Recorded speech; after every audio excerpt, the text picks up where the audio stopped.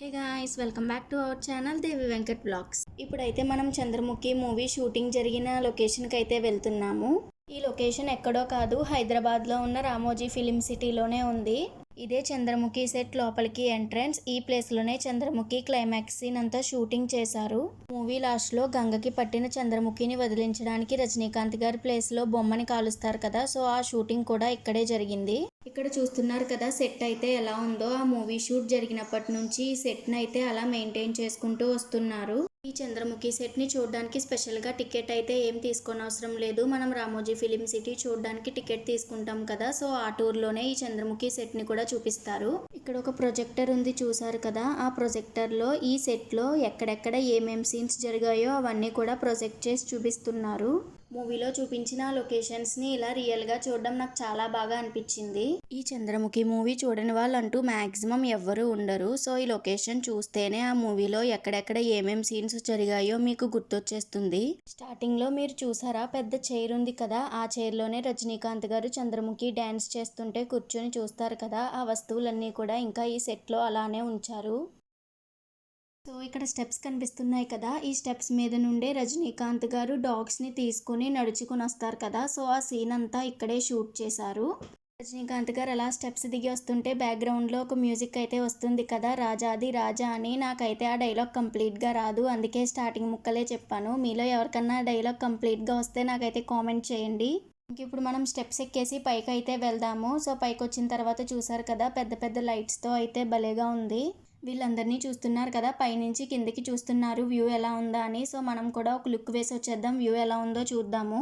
పైనుంచి కిందకి చూస్తే వ్యూ అయితే ఇలా ఉంది. వ్యూ అయితే నాకు చాలా బాగా నచ్చింది. అండ్ మీకు ఐడియా ఉండే ఉంటుంది, మూవీ లాస్ట్లో చంద్రముఖి అయితే డ్యాన్స్ చేస్తుంది కదా, అదైతే ఇక్కడే. మూవీలో వాళ్ళిద్దరూ డ్యాన్స్ చేస్తున్నప్పుడు వెనకాల ఒక నటరాజు విగ్రహం అయితే ఉంటుంది కదా, ఆ విగ్రహం కూడా ఇంకా ఈ సెట్లో అలానే ఉంచారు. అండ్ ఇక్కడికి వచ్చిన వాళ్ళందరూ ఆ విగ్రహంతో ఫొటోస్ అండ్ వీడియోస్ తీసుకుంటున్నారు. ఇంకా పైన అంతా చూసుకుని మేమైతే చంద్రముఖి రూమ్కి వచ్చాము. సో మూవీలో చూపించినట్టుగా చంద్రముఖి ఫోటో కూడా ఇక్కడ ఇంకా అలానే ఉంచారు. అండ్ అలాగే చంద్రముఖి వస్తువులు పెట్టుకుంటుంది కదా, ఒక పెద్ద పెట్టి, అది కూడా ఇంకా అలానే ఉంది.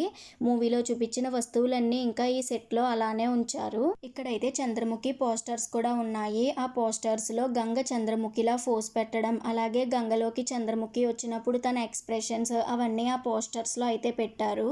ఇంకా మేమైతే చంద్రముఖి రూమ్ కూడా చూసుకుని ఎగ్జిట్ అయిపోతున్నాము. ఎగ్జిట్ అయ్యే దారిలో ఈ ప్లేస్ మీకు గుర్తుందా, రజనీకాంత్ గారు చంద్రముఖి డ్యాన్స్ చేస్తున్నప్పుడు ఇంకో ఇద్దరితో కలిసి చూస్తారు కదా, సో అదే అన్నమాట ఈ ప్లేస్.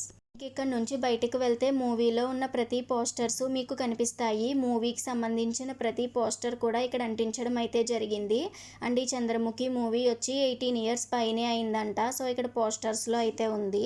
ఇంకా మేము ఈ పోస్టర్స్ అన్నీ కూడా చూసేసుకుని ఎగ్జిట్ అయిపోయాము. సో చంద్రముఖి ప్యాలెస్ అయితే ఇదే. చంద్రముఖి ప్యాలెస్ ఎలా అనిపించిందో నాకైతే కామెంట్ చేయండి. అండ్ ఇంక ఇప్పుడు నెక్స్ట్ బస్సెస్ ఎక్కితే వెంకటాపురం రాజ్మహల్ ప్యాలెస్కి అయితే తీసుకువెళ్తారు. సో చూస్తున్నారు కదా, ఇదే వెంకటాపురం రాజ్మహల్ ప్యాలెస్. మూవీలో గంగవాళ్ళు ఒక ప్యాలెస్ కొనుక్కుంటారు కదా, సో అదే అన్నమాట ఈ ప్యాలెస్. ఇక్కడే ఆ మూవీ షూటింగ్ అంతా జరిగింది. ఈ ప్యాలెస్ ని ఇంకా చాలా రకాలుగా యూజ్ చేసుకుంటారు. లైక్ స్కూల్గా, హాస్పిటల్గా, కాలేజ్గా, ఇలా ఈ బిల్డింగ్ ని మల్టీపర్పస్గా యూజ్ చేసుకుంటారు. ఈ ప్యాలెస్ లోపలికి తీసుకువెళ్ళరో లేకపోతే ఆ రోజు ఏమైనా షూటింగ్ వల్ల తీసుకువెళ్ళలేదో తెలియదు, కానీ మాకైతే బస్సెస్లోంచే ఈ ప్యాలెస్ని చూపించారు. మూవీలో చంద్రముఖి లవర్ గుణశేఖరన్ అయితే ఉంటాడు కదా, సో అతను ఉండే ఇల్లు ఇదే. That's it for this video guys. ఈ వీడియో కనుక మీకు నచ్చినట్టయితే లైక్ చేయండి.